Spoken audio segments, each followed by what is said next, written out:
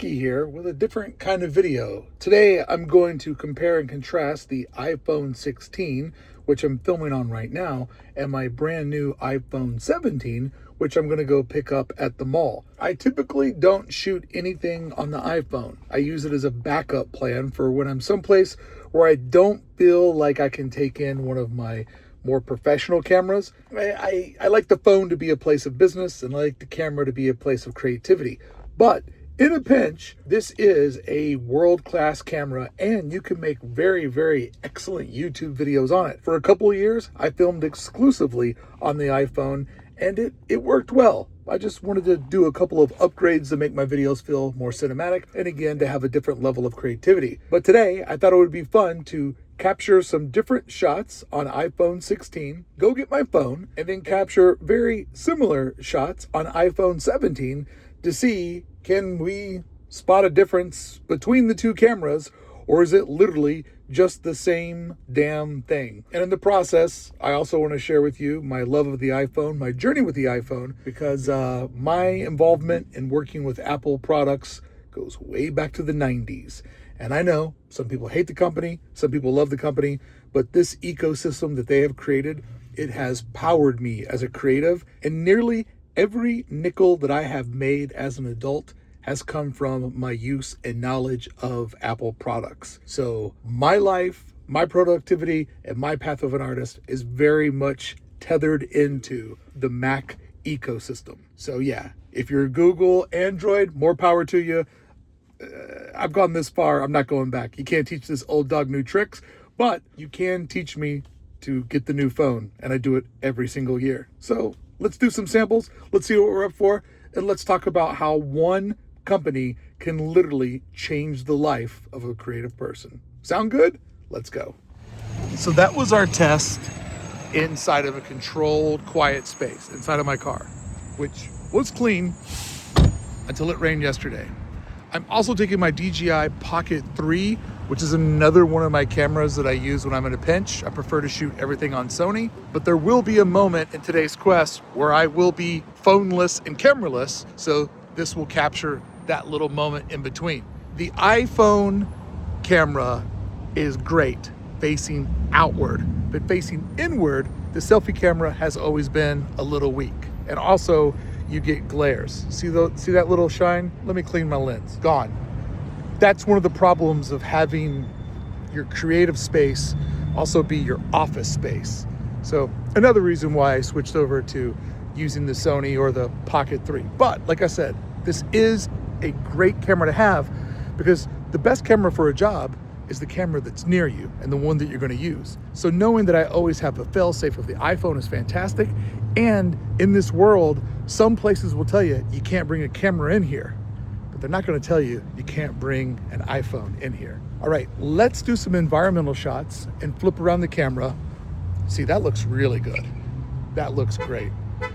Good green tree, nice blue sky. I'm well in focus, but I'm also standing in the shade on a very, very bright and sunny day. So that's optimal. But when I get back out in the sun, I probably look a little washed out. You're not always going to find this perfect light. Okay, here is the front of the Macy's. Really nice looking arts and crafts design building here in Cerritos, California. Closest Apple store to my house in Long Beach. This is the shot at the regular camera optical length. Now when I go to the 0.5, if I tilt it back, I can get the whole building in. This is what the iPhone has always done fantastic. This ultra wide shot just comes in handy because we're getting a lot in. And then this is as far as it goes. Still pretty good. Now you can pinch in and go further, but see how loose the camera gets and how the footage gets a little muddy. But like I said, we've got optimal lighting right now, so we're not in such a bad spot. But this is how the camera goes from lens to lens. This is as far up as we can go, and now we're gonna bounce to as far as we can go. Pretty fluid. But this is our shot test of the different outward facing cameras, and I'm speaking into the back of the phone. We're not wearing a microphone today. And a little pro tip, when you film into your phone, you should always have your mouth about, 4 or 5 inches from the front of it. When you have your mouth closer to it, not only does the phone act as an audio like shield that ricochets the voice back so that it picks it up better, but you get a real clear reading.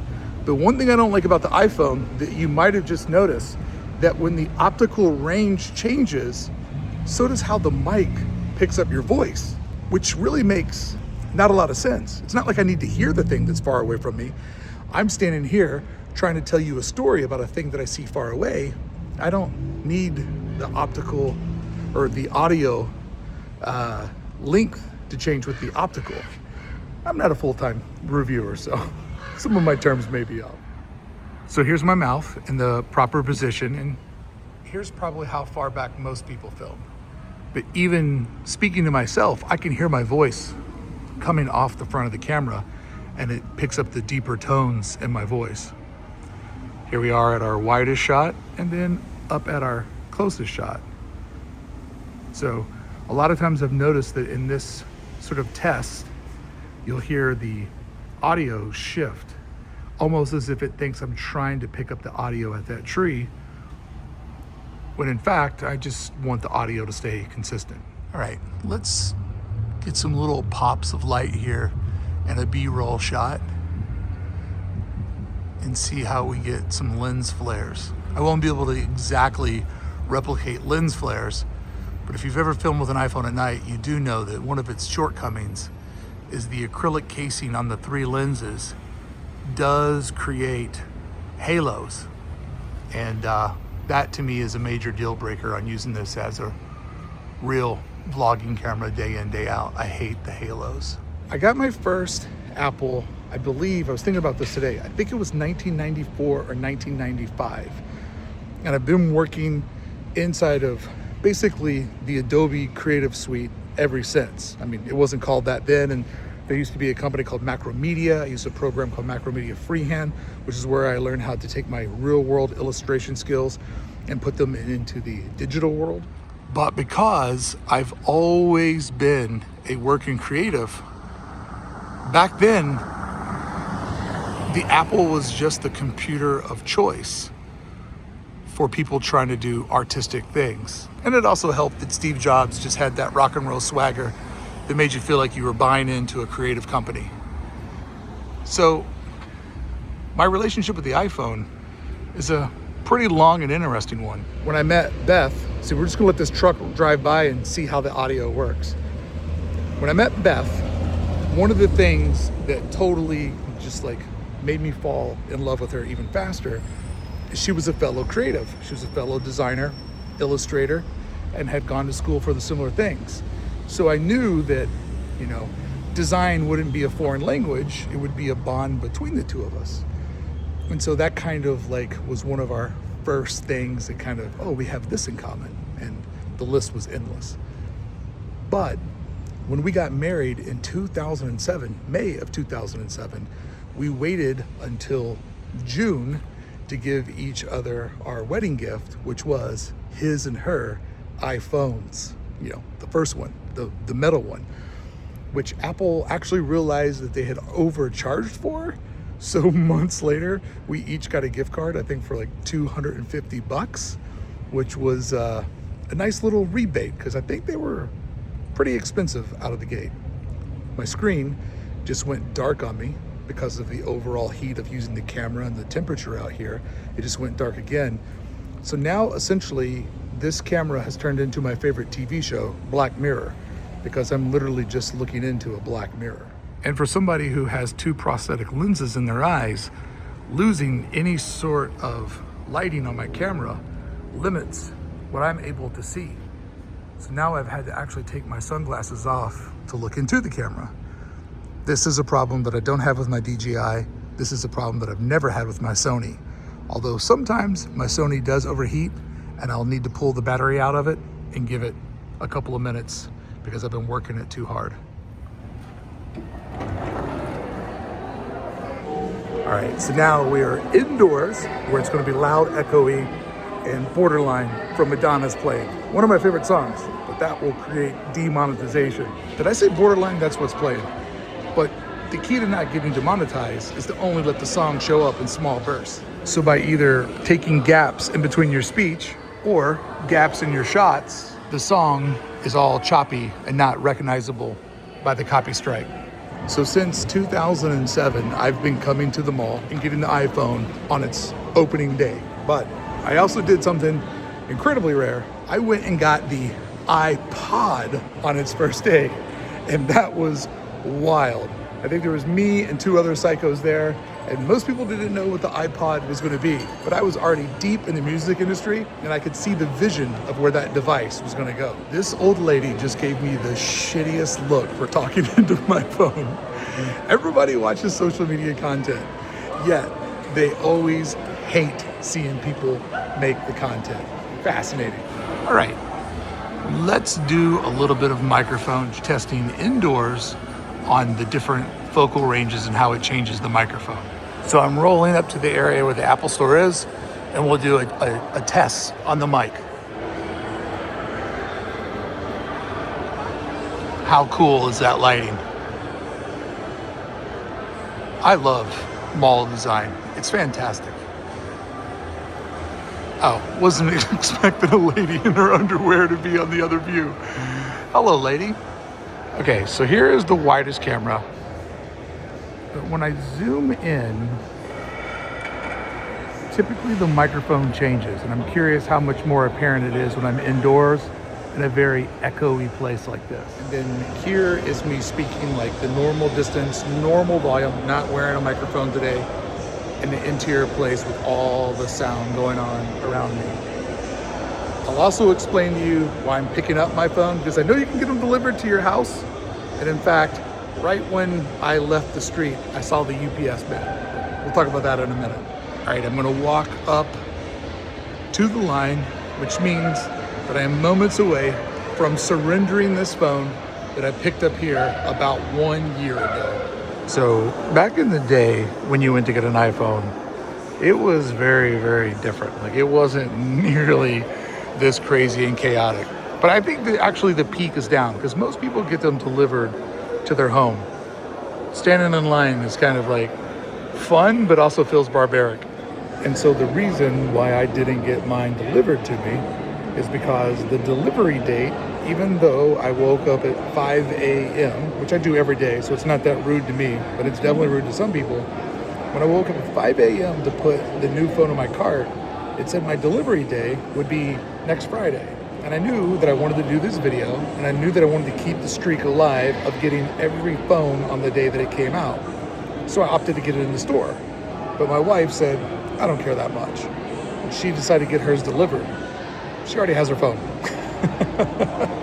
When I pulled out of the driveway to leave, UPS pulled up our street and they delivered the phone. Because last week, she got a notification, just playing with you. It won't be next Friday, it'll be this Friday, release day. So technically, could have stayed at home and not had to have done any of this. But where's the adventure in that? And I know this is a weird shot, but this is the most polite shot at the time. All right, so we got in the line, we'll say 11:10. And I also want to add, I also went and got the iPad on the very first day that it dropped, keeping the streak alive. What's up, AG? 10 minutes in line, and I have made it up one stanchion and a half. I started at the end of these stanchions, and I'm now right here. And I think we get put over there. That would mean, at current pace, it will take 30 minutes to get to the end of this area right through here. All right, the process has sped up. 20 minutes to make it all the way up to here, but I still got 2 dudes in front of me. So let's keep the party going, because I still got to stand in this line right here. And the store is obviously very, very packed. I've made it to the front of the line, and I'm being followed by women in lingerie everywhere I go. I could rip a Mrs. Fields so hard right now, because there's something about a cookie that has cake frosting on it that just gets me going. And the guy behind me, he's talking into his phone too, but he's a surgeon making notes about his patients. All right, here are a couple accounts for you. I have seen 6 dogs, and more face tattoos than I could ever count. Somebody once asked me, what's the difference between Disney World and Disneyland? And I said, oh, easy. Disneyland has way more face tattoos. Like so many of them. So about 25 minutes, and I am now on the outer edge of the store. So maybe 30 minutes to get in there, and then we'll see how long that adventure takes. So the customer service here is so good that the guy I was just speaking to that lets you in, he recognized me from last year, remembered the entire scenario of our phones that we were trading in and all that stuff, and had a great conversation with him. So shout out to Jesus. I could definitely see why he's kind of running the people management, because my man knows how to manage people. Sweet team member. And it was exactly 30 minutes to get inside of the store. Now, part 2 of the great race begins. All right, so this is my first time picking up the Air, and oh my, is that so thin. That is wild. Wow. I can't believe how thin this camera is. Or not even camera, phone. But the back does feel like plastic. It's an interesting back texture for sure. So that's my phone right there. And as soon as it's my turn, I can't wait to grope it. All right, so this is what I got.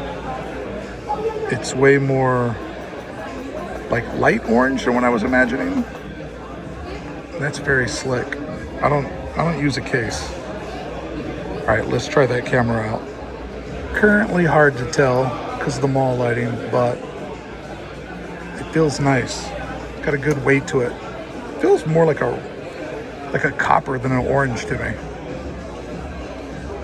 And again, like this blue, to me, it skews kind of on the edge of purple. Definitely odd color choices that they forced everybody into for the 17th time. So it took 9 minutes once I got in the door to get the phone. It's in the bag, and I asked, what if you don't like the color? What do you do? Because I don't know how wild I am about the orange. It doesn't feel orange enough to me. Still on the old phone. If I would have seen it IRL before I bought it, I would have got the silver one because it actually looks more white.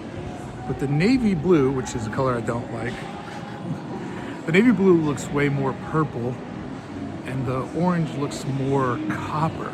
Like all of Apple's photos, they have it on a deep black background, and they've obviously like juiced up the contrast.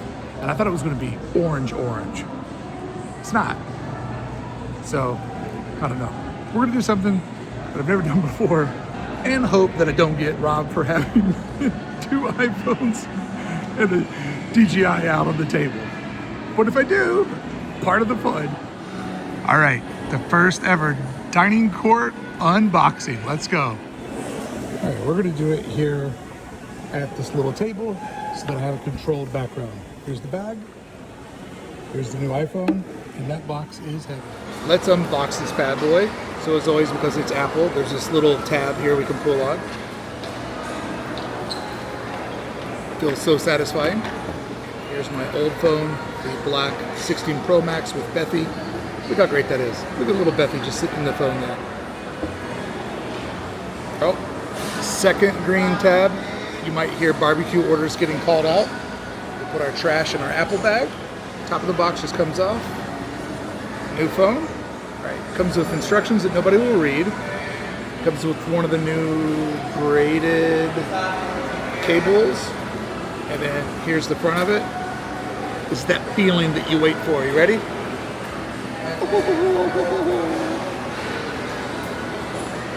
Oh yeah, that felt good. That felt real good. That is sticky. So here we have the phone. Let's power it up for the first time. There we go. It's alive. Another chapter in my creative journey with Apple begins. iPhone 17. 17th time I've done this. Look at that, all the cameras with the sensors moved over. Used to just be a block, now they broke that up. We have our hello screen. Hit English, United States, medium on our text, set up with another device. So I can set it up for my old phone, hold up your camera. So I gotta do this to this. Getting things ready, waiting on other phone. Set up for me. Enter my passcode.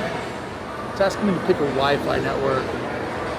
Bet I can't do it from a hotspot.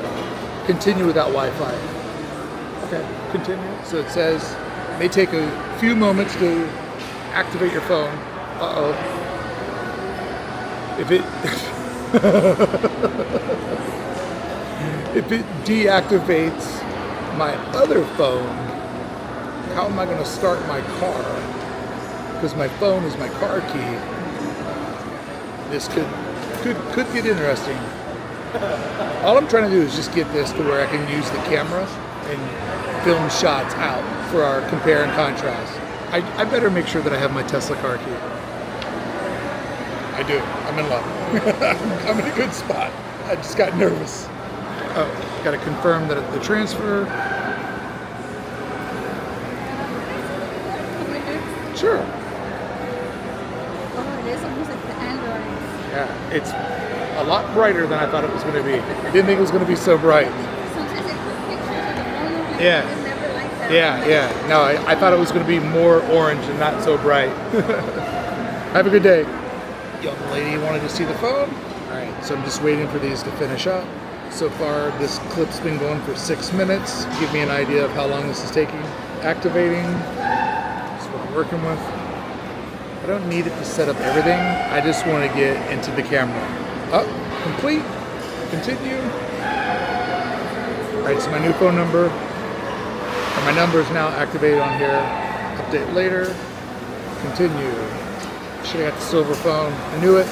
Set up Face ID later, signing me in. Just doing this little thing right here.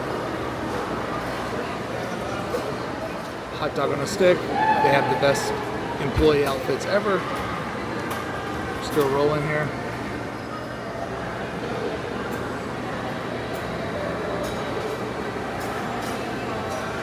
Just want to get to the camera. I'll fully set this up when I get it home, when I got to edit the video. Still rolling. It is so hot in this mall. Maybe one too many skylights. Alright, update. It went black. So I'm assuming that it's restarting.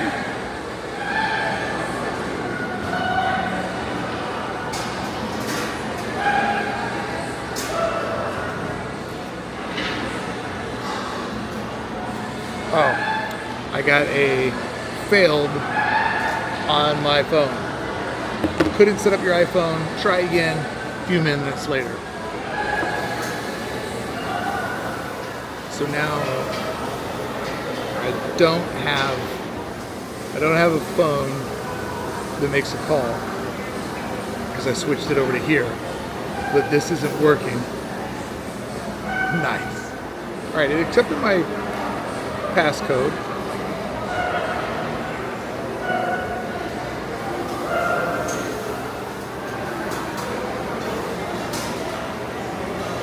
I just want to get into the camera.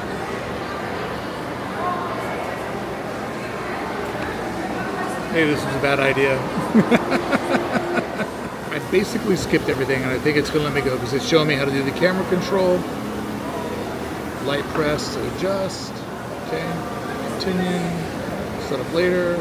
Showing that it's got 5G connectivity on it. My other phone just has the SOS satellite on it. I might be here for a while. 18 minutes. All right, so the good news is it still isn't the full 19 minutes they gave me. There's a minute and a half left. But the phone was saying that it was going to take 30 minutes. And then all of a sudden, it dashed up to the ending. So there's a minute 12 left on my timer. and it looks like it's restarting. So I might be like a minute away from being able to use the camera on this thing finally.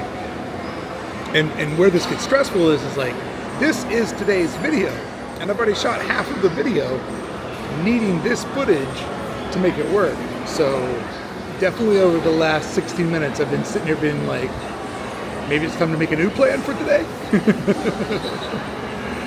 All right, it's cruising. All right, it didn't beat the timer.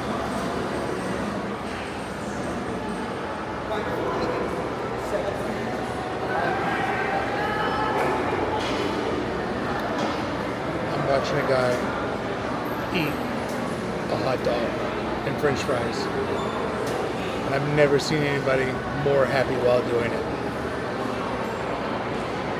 I'm the one with the new toys, but I'm jealous of his happiness. All right, we are back to black screen, 12:37.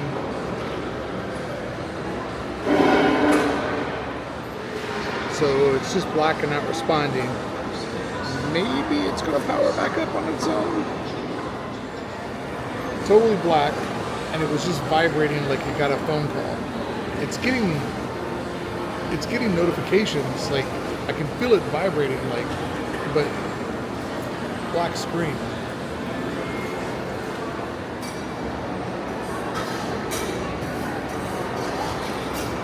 Completely not responsive at all. It's not doing anything. For a minute, it was getting like notifications, and it felt like it was getting a phone call, like the pulsing frequency felt like the notifications of like a call coming through. But it's not doing anything, and I can't seem to get it to turn on.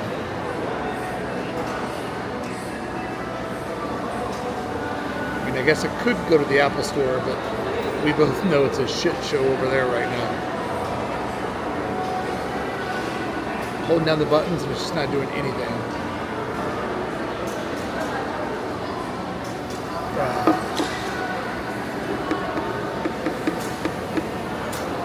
All right, back to the Apple Store.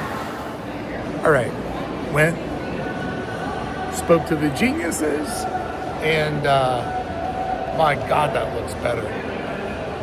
Oh my God, that looks so much better.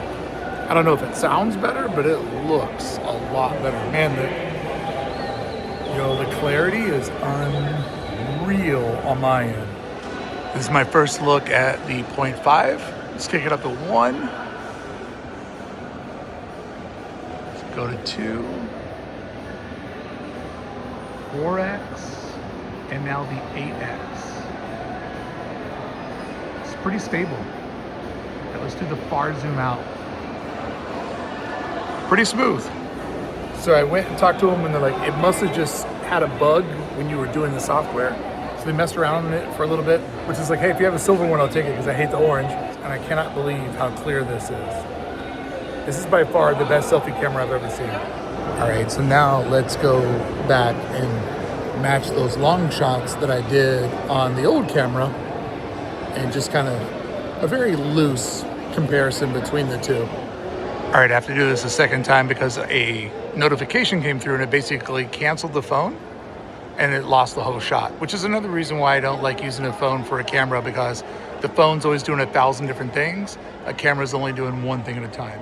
All right, there's our 0.1, or regular, going into 2,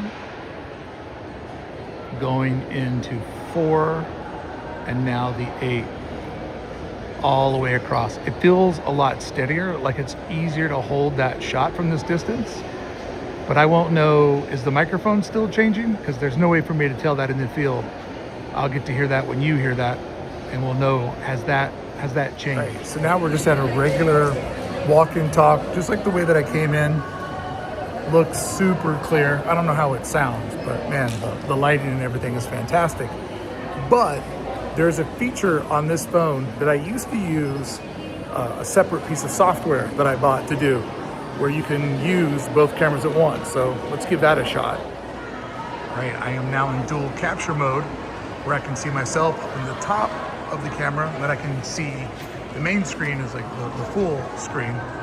And kind of the cool thing about this technology is if you're out filming, you always have a backup. Like if I was doing a selfie and then there was somebody behind me, I could flip over to the front screen, or vice versa.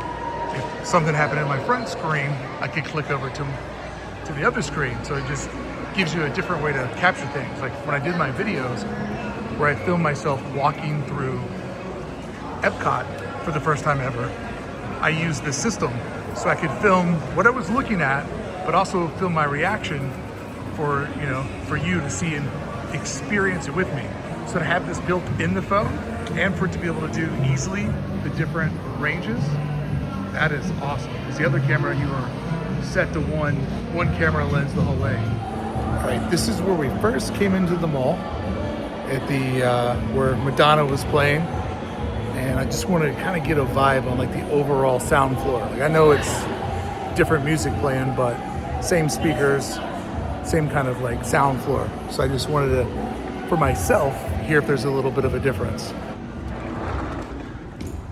I have always been a dreamer and a believer in pocket technology, like just changing all of our lives. And I remember I had the Sidekick, I had the Trio 600 or Trio 650, whichever of the first trios, went over to the BlackBerry that had the BBM messaging, and then found my home with the iPhone.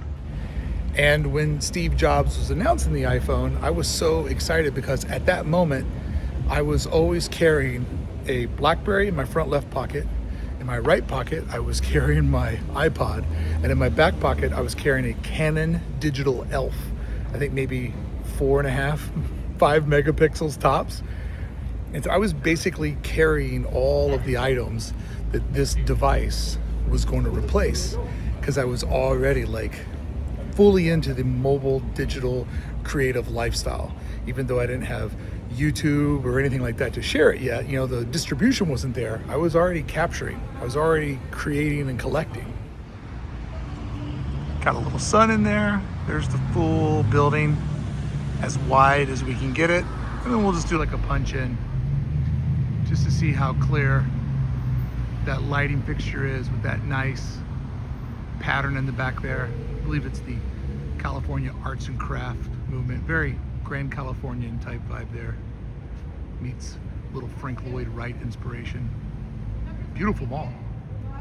Back when people cared about these types of things. All right, so this thing is definitely messing with the colors because the sky's not that blue. And if you look, see the halo around my beard? That's the software trying to, in real time, clip me from the sky. Now back this way where the sun is just reflecting off of me, fantastic shot. But when I flip around, you can see the software trying to figure out all those little hairs in my shitty white trash beard. And it's having a hard time kind of figuring out. See that right there? That's why I don't like software-based cameras. Yeah, they're super steady, but they artificialize the world.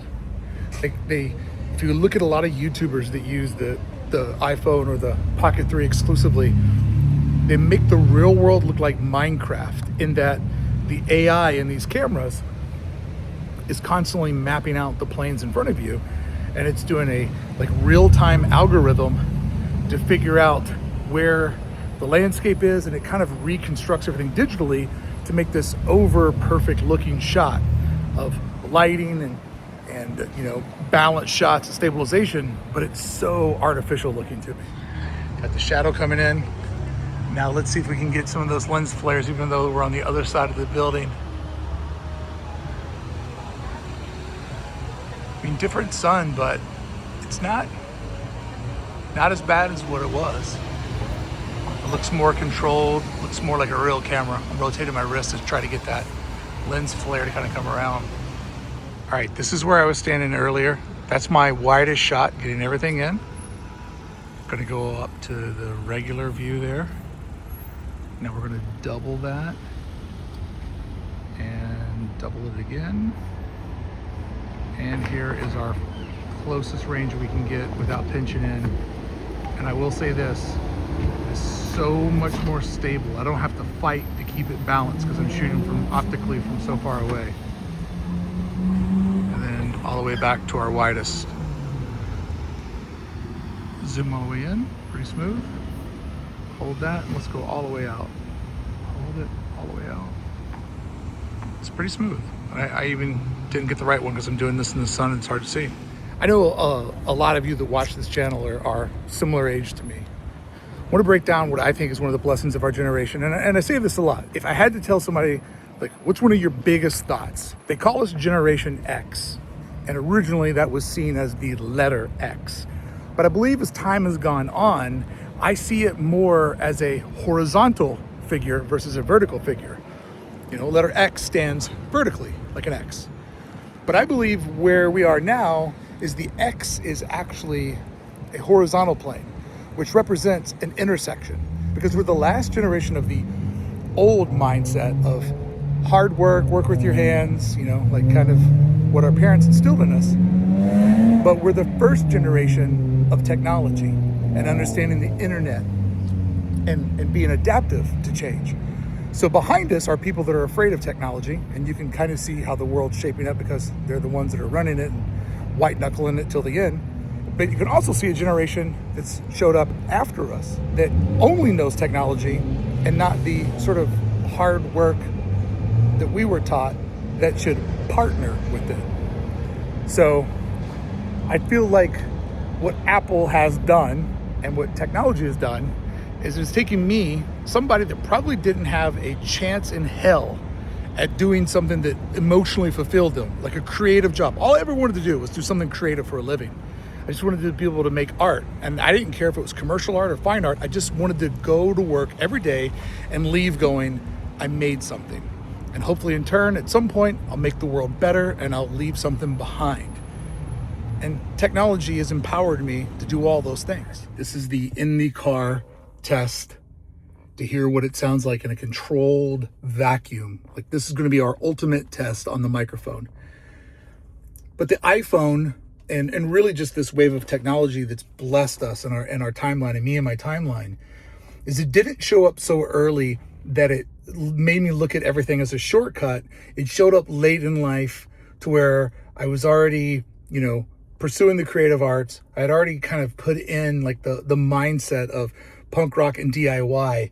It just made the journey that I wanted to go on more realistic. So, in many ways, getting an iPhone every year on the always new iPhone system,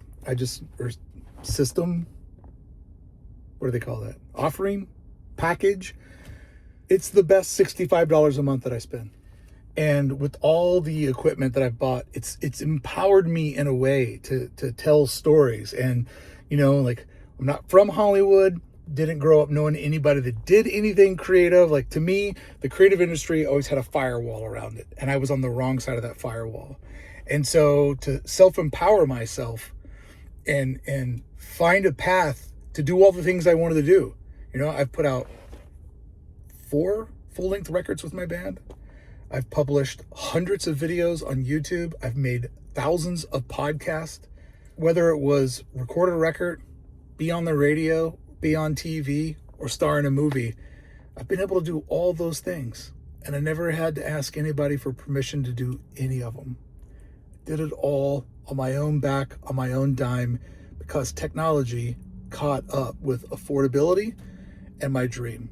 So this day is a powerful day, and it's just one of those days that reminds me, even though right now we're kind of maxed out on technology, it's just another small step toward perfection. And you know we'll never get there. Perfection is something we'll always chase, but a destination we'll never arrive at. But just feeling like we're a little bit closer.